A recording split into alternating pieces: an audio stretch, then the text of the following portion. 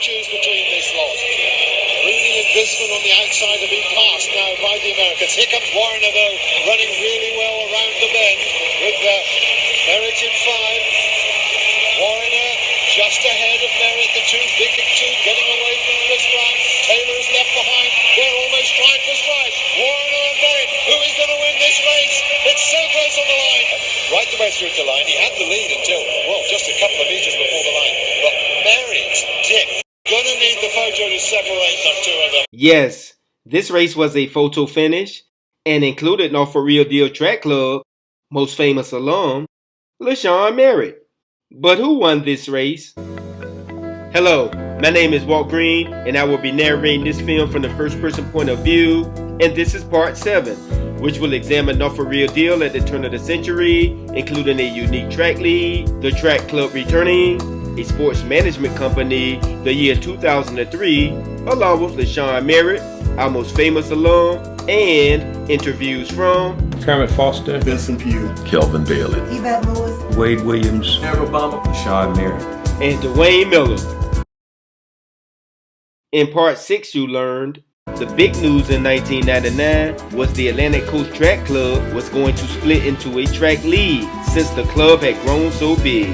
There would be 8 teams representing most of southeastern Virginia, including the return of the Norfolk Real Deal Track Club. From 1994 to about 1999, under the guidance of Coach Green, the Atlantic Coast Club was nationally known. They took trips that you wouldn't believe. But remember, the club had grown too big. So what we decided to do was break it up, have smaller clubs, and then it would be much more manageable. Norfolk Real Deal was the pioneer track club in the league. We put teams in Sussex County, we put teams in Surrey County, we put a team in Suffolk, put a team in Portsmouth. And then we merged with some existing teams that were already in existence. Existing teams like the Freedom Striders from Newport News and the Virginia Beach Pathfinders from Virginia Beach. The Striders were coached by Alan Overton and had been around since 1982. Their alumni included Nicole Kelly, who won several AAU titles, and two-time USA 1500-meter national champion, Seneca Lassiter.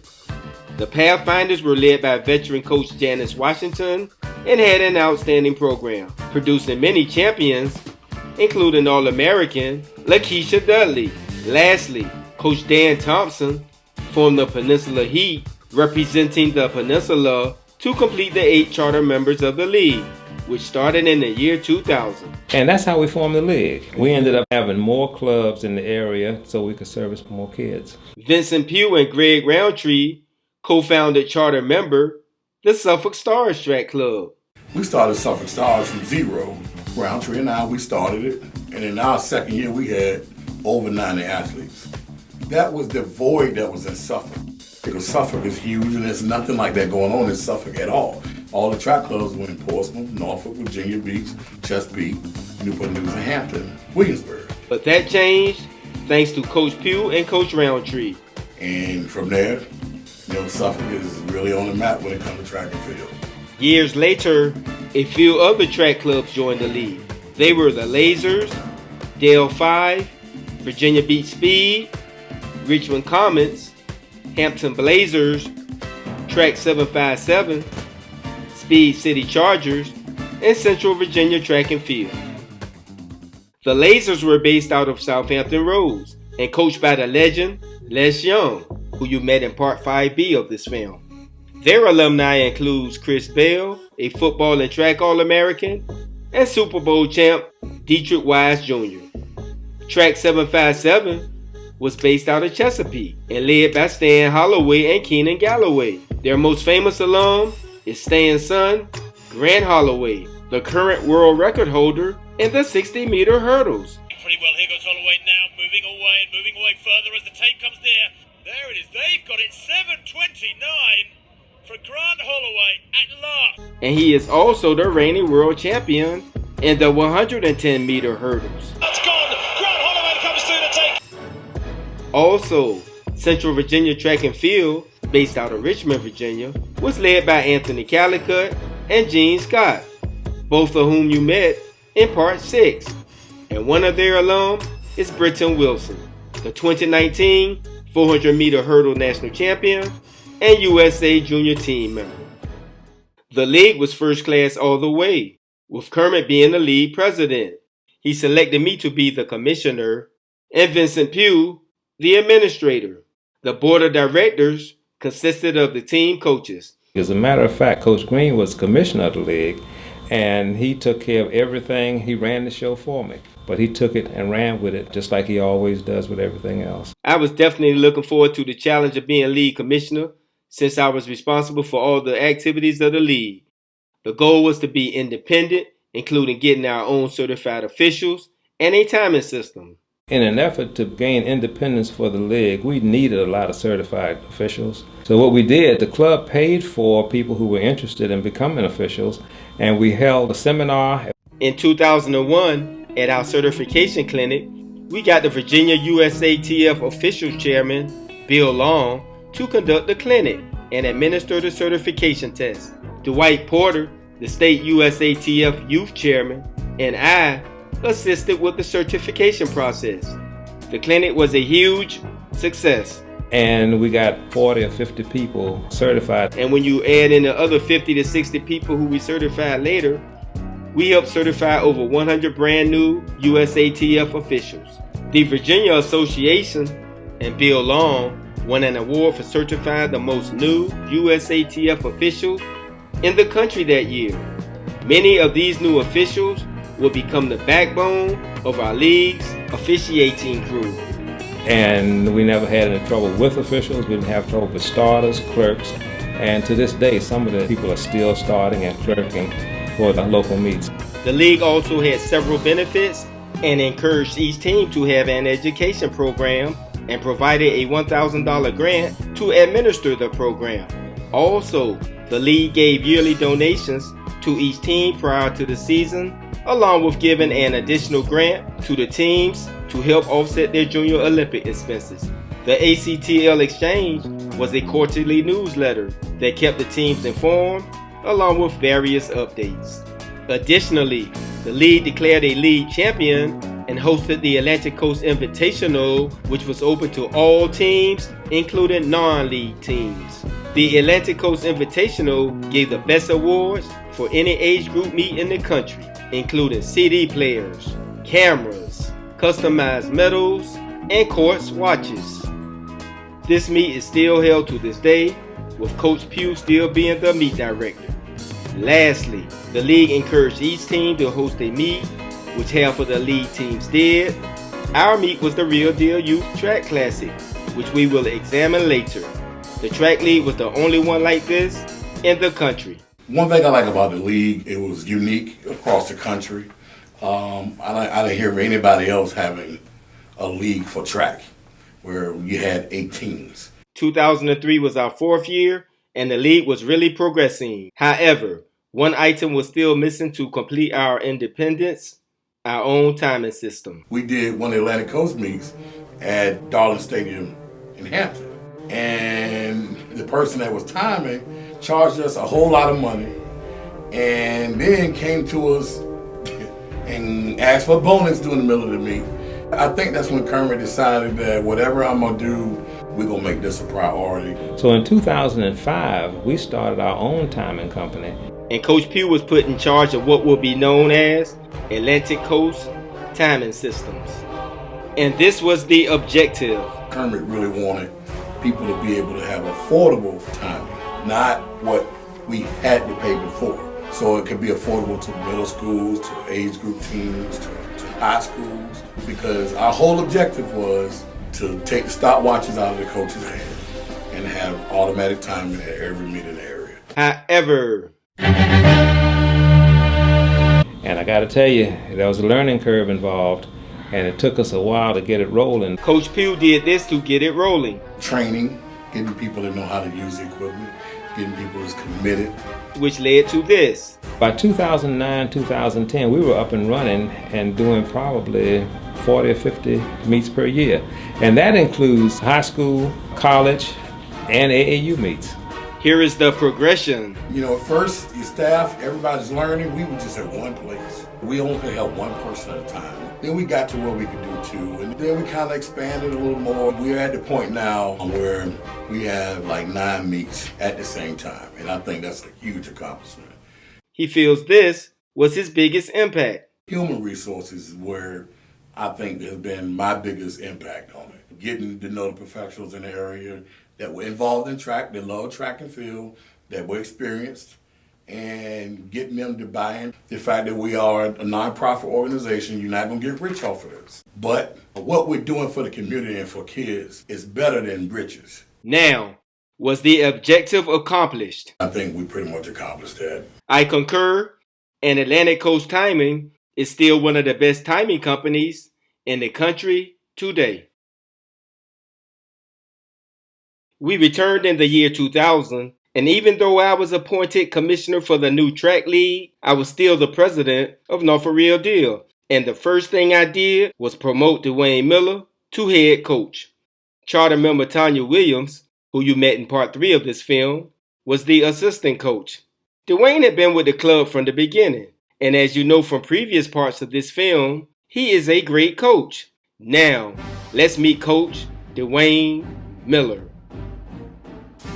Dwayne played football and ran track at Norfolk Real High School, where he met his biggest coaching influence. My biggest influence, I would say, Coach Thornton. Coach Joe Thornton at Moore High School. Coach Joe Thornton was a standout football player and world-class track athlete at Norfolk State in the early 1960s. In 1962, he was one of the best sprinters in the world and a NCAA All-American. A few years later, in 1966, Coach Thornton made history when he joined predominantly white Maury High School's coaching staff as a football assistant coach to become the VHSL First Colored Mentor, aka Black Coach, in the Tidewater area in any sport. The next year, my dad became the first black head coach in any sport, as you learned in part 1 of this film. The pioneer, Coach Joe Thornton, would remain at Maury High School for over 30 years as a physical education teacher, head boys track coach, and on the football staff. Also, he is inducted in Hampton Roads African American Sports Hall of Fame. Lastly, he taught Dwayne the importance of these 2 words. Hard work. He always embedded us hard work. With the hard work, you will get great performances, and basically through hard work you can achieve anything. And so that's what I took into heart. And he just basically said, you work hard, you achieve. And so that's what it kind of transferred over to the athletes I work with. I believe you train hard, you work hard, you achieve your goal. Dwayne applied that same concept to become a great coach and credits Norfolk Real Deal for helping him in the beginning. At the time, we were all young men trying to do something for the youth. And with Bruce and Coach Green, it was a good experience for me to learn something. And I was new at coaching, so they taught me a lot. Dwayne was eager to learn, and I also learned from him, especially in the jumps, where he had immediate success as a coach. For me, as a coach, I was a jumper. I was a long jumper at Norfolk State. So I think that was more the influence because I was more familiar with that event. And so I understood what it took to be a good long jumper and the training that was appropriate for the jumpers. Up to that point, Dwayne had produced a national champion or All-American in the jumps every single year and became a great jump technician through trial and error. I became a technician through trial and error. Ironically, the first person he coached was himself. I was basically training on my own and basically videotaping myself as I jump, and you study yourself and you study the great jumpers as the Carl Lewis's and all the best jumpers in the United States. So when I compared what I was doing, what they were doing, and you become kind of your own coach. And then once you have someone else that you could coach, you can tell them the things not to do and things to do to get them perform at the highest ability. Coach Dwayne Miller also took the same approach to learn the sprints, and Greg Booth, who you met in part 6, was the first beneficiary. Previously, you also learned that Dwayne coached at Maury High School in the 1990s, but more importantly, I just enjoy coaching. That was my main thing. I enjoy coaching and working with youth athletes. And newly appointed head coach Dwayne Miller would take Norfolk Real Deal Track Club into the 21st century. The journey continues to the years 2000 and beyond. The path that Coach Green and Coach Manley had set, I wanted to continue to do that, and that was my goal. Dwayne had immediate success his first year, with Khalif Smith being an AAU national champion in the 110 hurdles, and Khalif, along with Dante Lucas, made All-American in the triple jump. Also, Dayron Flood, Brandon Jernigan, and our girls 4x400 meter relay also excelled that summer. Well, that goal for 2000 was the same with previous years, is that to keep these kids on the straight and narrow path of success. That was our goal, to continue the success of the track club. And we did that with Khalif and Dante with national championships. The year 2001 saw 6 big things happen. First, former athlete Lisa Joyner-Carnes joined the coaching staff. More on Lisa later. Also, veteran coach Sharice Perham joined the staff. The second big thing was meeting Coach Kelvin Bailey, who you met in part 3, and is the son of Hall of Fame coach Willard Bailey. Kelvin Bailey was the coach of the Berkeley Cougars youth track team.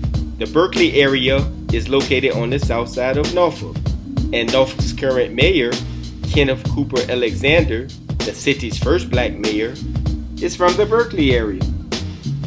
The Berkeley Cougars youth track team consisted of boys and girls ages 14 and under. Since day one, our program consisted only of ages 15 and older. Then, in 2001, Coach Bailey approached me with this idea. About the idea of maybe exploring a 14 and under team. And it was an easy decision because I was highly impressed with Coach Bailey and the outstanding job he had done with the Berkeley Cougars. We went with Real Deal, and the rest is history. We absolutely loved it. Part 8 will thoroughly examine our 14 and under program, which was just starting. This merger with the Berkeley Cougars led to the third big thing that year.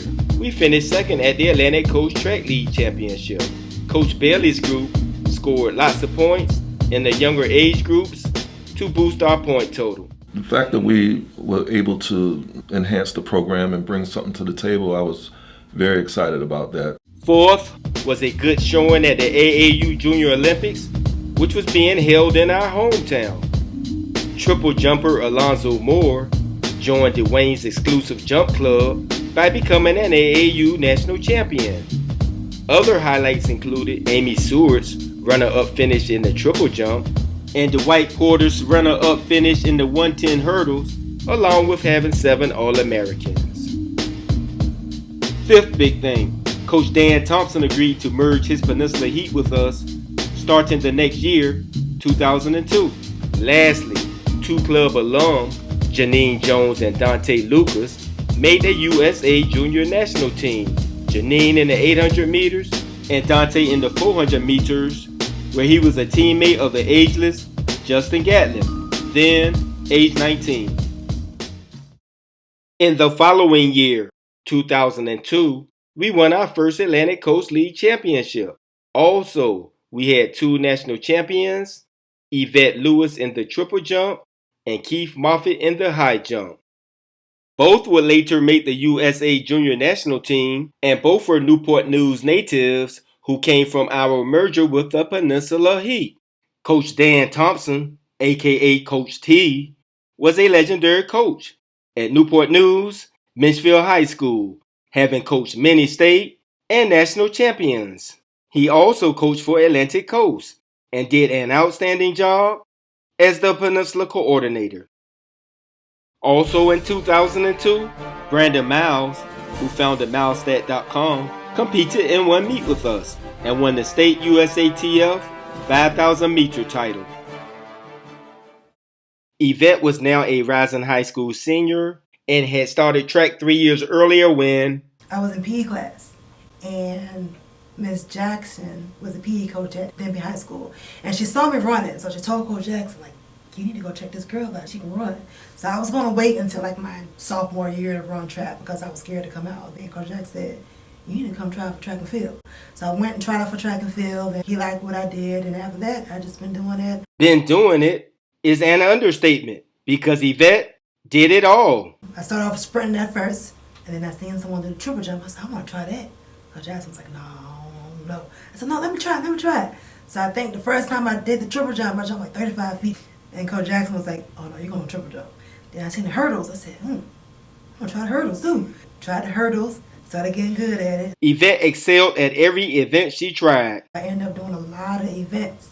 I just wanted to try everything out, and Coach Jackson let me do it, and I got good at it. Actually, got great at it. Won nationals in the triple jump, won states one time in the 200, with the states in the hurdles as well. Yvette's two biggest influences were Coach Jackson and my mom. If it wasn't for Coach Jackson, I don't think I would have took track and field as serious because the people that I grew up with, it was like bad influence kind of sort of. So Coach Jackson really pulled me out of it and really made me focus on track and field, and my mom. It's been days and months and when I wanted to give up, and my mom was there, encouraging me and everything. So if it wasn't for them two, then I don't think I would have been as successful in track and field as I am now.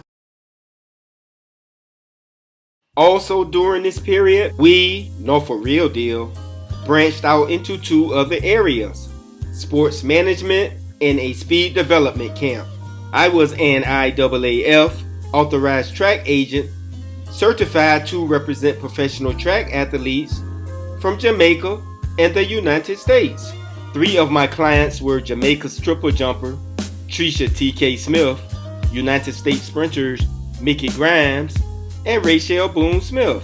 TK still holds the Jamaica triple jump record and was a 2005 world champion. Mickey was a 2001 world champion in the 4x100 meter relay, while Rachel, the former club alum who you met in part 6, was runner-up at 200 meters in 2005. And additionally, during this period, we had a speed development camp for all sports.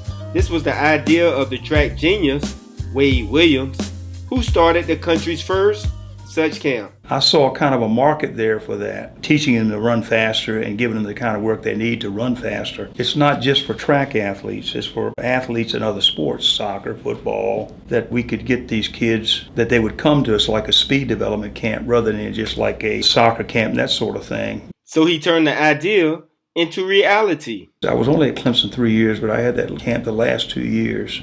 But with a speed camp, you're making people better athletes. This is how he prepared for the country's first speed development camp. To prepare for that, I went to the football coach, Danny Ford, and I said, why don't you let me work with those kids? I'll be their speed development coach. And he said, well, which group do you want? And I said, I want the linemen. I had the lineman for 2 weeks, and then he saw what was going on, he liked it, and he sent the whole damn team up there. But I would put 100 athletes through that speed development program in 45 minutes, and their times dropped. They plummeted, especially the big guys. But it started like that. The actual speed development camp for all sports was for youth ages 12 through 18 and was very successful in the late 1980s. Years later, in the year 2000, this unique camp would return for several more years, with Wade being the camp director and I assisted. Kenny Mosley was the clinician our first year.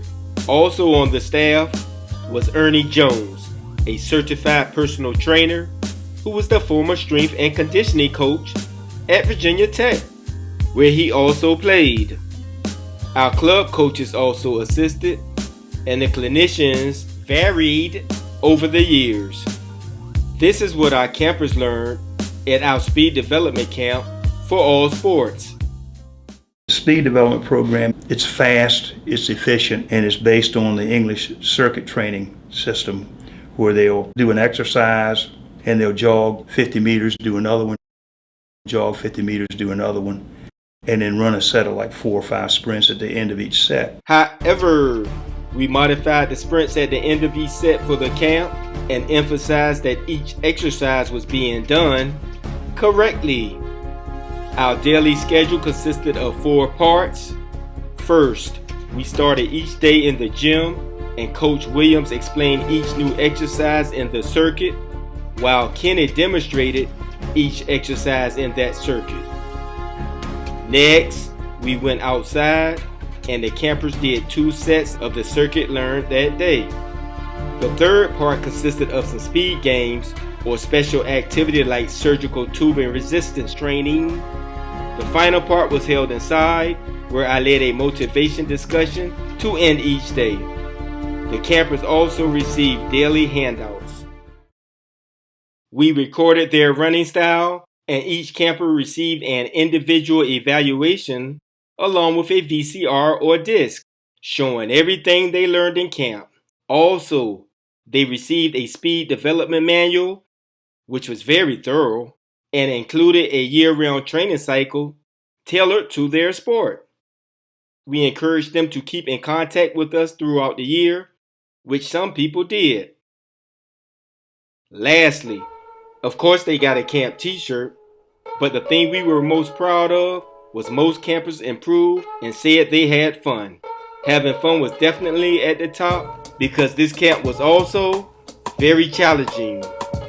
Anyway, we had a survey at the end of camp with these 5 questions. First, what did you like most about the camp? Second, what did you dislike? Third, what recommendations do you have? Fourth, did you have fun? And fifth was for any additional comments they wanted to add. Also, we told the campers to not put their name on the survey. I always looked at their response to question number 4 first, and over 95% of the campers said yes.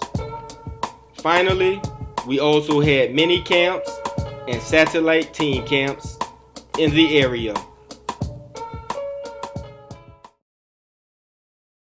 Back to the track journey in the year 2003, when 3 humongous things happened to our program, which changed the game.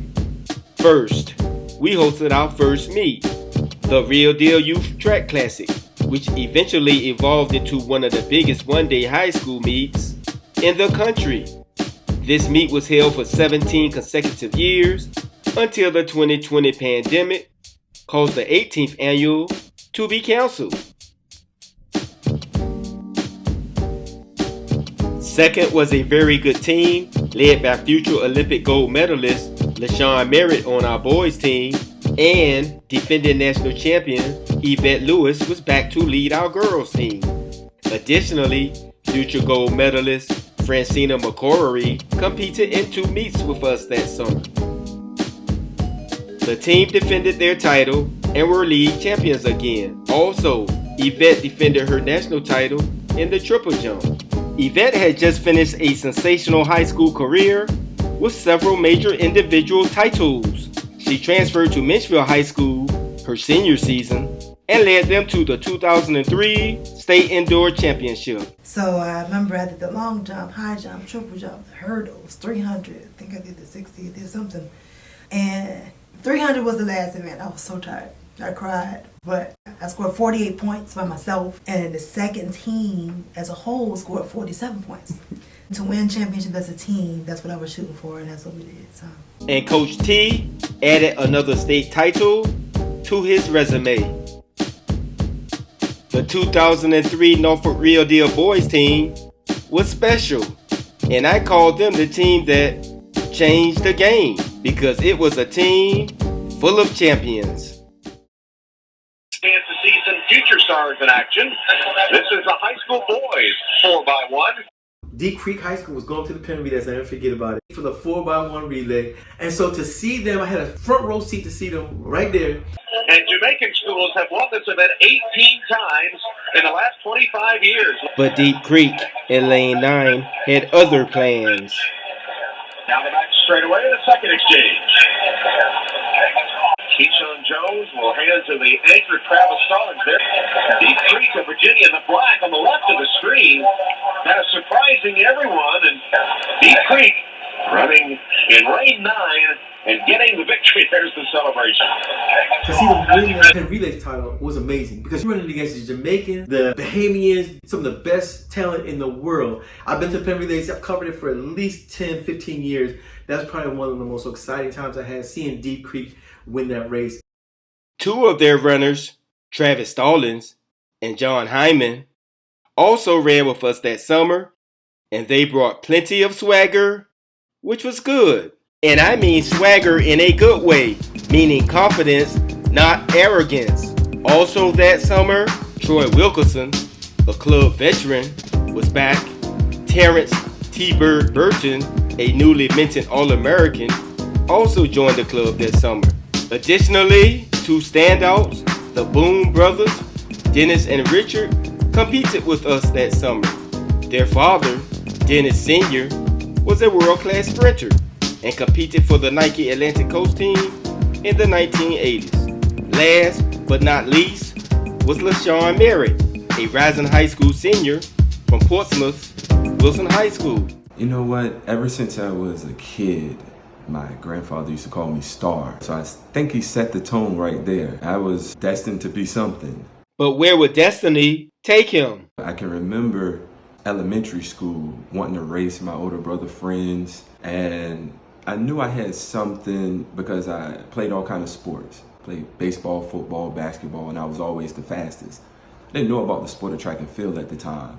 When he got to high school, his football coach, Roscoe Coles, who was also the track coach, gave LaShawn some advice of a lifetime. He encouraged him to give up baseball for track in the 9th grade. Then, the next year when he was in the 10th grade, and I was winning a lot, and I wasn't training, so I knew a little something then. Then, the next year, started running the 400 my junior year in high school. And I actually won the state meet. And state runner-up at 100 and 200 meters. However, Coach Dwayne Miller would transform LaShawn from good to great. When I met him the first day, I just asked him, what do you want to do? And he said, I want to go to the Olympics one day. And I said, are you willing to put in the work? And he said, this is what I love to do. I love to run. And so that gave me the clue that this kid had the desire to be a winner. And at that point, we just worked hard. The hard work would pay off as LaShawn was selected to go to the USA Junior Elite Sprint Camp in California that summer. As you know from part 6, this is the same camp that Rachel Boone and I had attended 6 years earlier in 1997. And we also told you how Rachel had benefited from the camp. Dwayne would also attend the camp with LaShawn, which was for the top young sprinters in the country. Got all these high school kids the best. It was directed by Brooks Johnson, who is currently my coach now. And I was a standout at that camp. And then I knew I had something special. LaShawn and the rest of the previously mentioned members had an outstanding summer, which included 8 All-Americans. Also, LaShawn finished 6th in the 200 and anchored both of our relays 2 medals at the 2003 USATF Junior Olympics, which was held in Miami, Florida, which is about a 14-hour drive from Norfolk. And unfortunately, we had to drive there, which brings us to our third humongous event of 2003. In October, we received a charitable gaming permit from Virginia's Department of Charitable Gaming, which enabled us to fundraise by playing bingo. Therefore, starting in the next year, 2004, this would be the only fundraiser we would need to fully support our track team. But back to the summer of 2003, when Dwayne first started coaching LaShawn and noticed this. LaShawn, his form was a little erratic. His arms are crossing his chest and chin is always back, and just a typical youth runner. He was a natural runner. He just did what he had to do to win. But Dwayne was fully aware that if he can adapt to changing his form and technique-wise, he'll be okay. However, Coach Dwayne Miller knew exactly what to do. And basically, our job as the coach is to correct the form. And that's what we did. We just corrected his form. And you knew once you correct the form, the talent would show more. And that is exactly what happened to LaShawn, who was now a senior in high school. Coach Miller, he saw a lot in me, saw the potential in me. He was detailed. He was a fan of the sport. At that time, he was really deeply involved in studying. You know, we watched a lot of film. But LaShawn made Coach Miller's job easier because I was coachable, I was driven, I was hungry for information.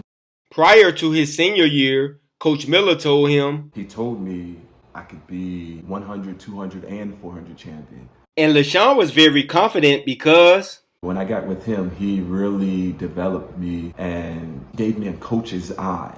Coach Miller also excelled at getting the most out of his athletes. We were high schoolers. During the 2004 indoor season, LaShawn won 3 state titles, along with 2 national titles. And this is what happened during the outdoor season. And that year, that senior year, I won the 100, 200, and 400. That was just the beginning, because he also won 2 more high school national titles at 200 and 400 meters. Track and Field News, the Bible of the sport, anointed LaShawn as the next great American lawn sprinter. Next was the USA Junior Nationals, where he again won the 200 and 400 meters to make the USA Junior National team to compete at the World Junior Championship in Italy, which would be the biggest meet of LaShawn's life. He wanted to run in these big meets and be challenged, and he didn't mind going after it. It didn't even seem like he got nervous at big meets. At Worlds, LaShawn won the Junior World 400 meter title and anchored 2 USA record-setting relay teams to gold. LaShawn was selected the 2004 Youth Athlete of the Year for his exemplary performance. Coach Miller added, Biggest thing I helped LaShawn with in high school, I think more of just the dedication part. Coach Miller would also receive an award that year for Olympic Development Coach of the Year. This is how LaShawn summed up his incredible year with Coach Dwayne Miller. He believed in me. He saw the potential in me from someone who was already deeply involved in the sport. And we took that. We won. And I went off to college. LaShawn received a full track scholarship to East Carolina to run for the legend Bill Carson. Larry Rubama is an award-winning sports writer for the Virginia Pilot newspaper and has covered LaShawn extensively since he was in high school. Moreover, Larry is a former track star who ran collegiately at Ohio University and was all-conference in the 400-meter hurdles. This is what Larry said when he first saw LaShawn run at age 15. It was at a track meet at Norfolk High School. I saw this young man run, was raw, but you could see his physique was different than others. I mean, he was running good times, but you could see just where he could be. And I said, man, this is going to be a special kid. And now he was a freshman at East Carolina University. In January 2005, LaShawn admitted to being a little nervous for his first collegiate race. However, he promptly went out and ran the fastest 200-meter time in the world. A few weeks later in February, at 400 meters, LaShawn did this. Ran really fast, 44.9 in the 400. I beat all the Nike guys, all the Adidas guys, and Nike signed me to a contract in February 2005. 18-year-old LaShawn Merritt turned pro after running only 5 collegiate indoor races. I thought he made the right decision because at that time, he had thrown down some times that were ridiculous. Why waste your talent in college when you can be getting paid for it? And he went and got paid for it. You can always go back to school. LaShawn finished the semester at East Carolina and hired his college coach to coach him. Coach Carson said there's only one guy he has to beat, and that's Jeremy, as in Jeremy Warner, the Olympic 400-meter champion. LaShawn finished 2005 ranked number 10 in the world at 400 meters, and the next year, 2006, so I was at East Carolina, left there, went to this elite group. We were training in Hampton, Virginia. Went well that year. LaShawn finished 2006 ranked number 3 in the world. However, it was a lot going on in the camp and my management and everything. So I asked, could I go back to Dwayne, who was training in Norfolk. So by 2007, LaShawn was back with Coach Dwayne Miller. I was excited to be back with a coach who I knew about me, who was familiar with the way I train and me as a person. At the World Championships, LaShawn was runner-up at 400 meters and struck gold in the 4x400 meter relay. LaShawn finished 2007 ranked number 2 in the world, and next was the Olympic year of 2008. Jeremy Warner had been ranked number 1 in the world for 4 consecutive years. Moreover, LaShawn had never beaten him in a race that Jeremy finished. Because at the time, Jeremy Warner was the man. And LaShawn, he had that determination that no matter how many times Jeremy might beat him, he was going to get him. In order to beat Jeremy Warner, well, what we talked about is that it's possible. I think why Jeremy was so successful because people didn't believe that they could beat him. And so we talked about that on a consistent basis about don't let the phobia become your enemy because you can beat him. And that was the goal. And so we really matched up every time that year in 2008. If Jeremy ran 44, we had to run 43.9. So each week we'll run faster. If Jeremy ran at a certain time, we'll run faster. And that was the plan. And just to track Jeremy Warner, just let him know that, okay, we're not going to let you be the man. If you want to win, you have to earn it. And you could see him slowly but surely catching him. Additionally, so we taped all Jeremy races, and then we'll go back and just review them and say, hey, look, this is what he's doing. He's slowing up at one point in the race. And then we just put it all together, and you come up with a formula. This is how you can win. Warner just ahead of Merritt, the big two getting away from Chris Brown. Taylor's left behind. They're almost stride for stride. Warner and Merritt, who is going to win this race? It's so close on the line. But Merritt tipped. LaShawn had finally beaten Jeremy and then beat him again a few weeks later at the Olympic trials to make his first Olympic team. The way I felt about the national championship and LaShawn beating Jeremy Warner, I felt great, but when we got to the room, we just basically said the job is not done. And we just kind of like, good job, dap it up, let's prepare for the Olympics. Next was the Beijing Olympic Games. The job was to just go to the Olympics and win. We were confident going in. We had beat everybody already that year, and we had worked to run a certain time. We knew we had to run well under 44 seconds to win. And so the goal was to run under 44 seconds. It was about just showing up, treating it like another race, and executing, just me against the clock. I remember talking to him before the Olympics. We wrote a bunch of stories on it, and he didn't seem tense. He didn't seem nervous. He had a mission that he wanted to accomplish. He seemed confident, like he knew he was going to do well.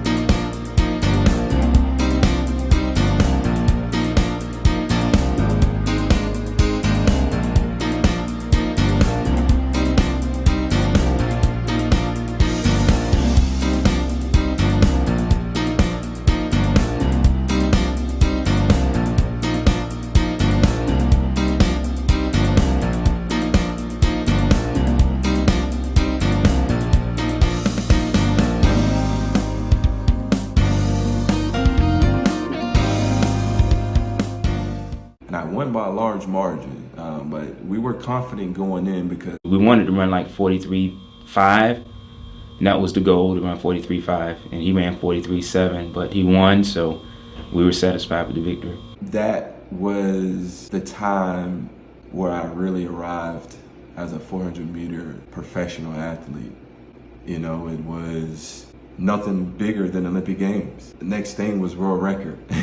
So to win Olympics, it was great. I basked in it, went on to the next race, handled it, had an amazing season, and just got ready for the next season. LaShawn also won another gold medal in the 4x400 meter relay and finished the 2008 season ranked #1 in the world.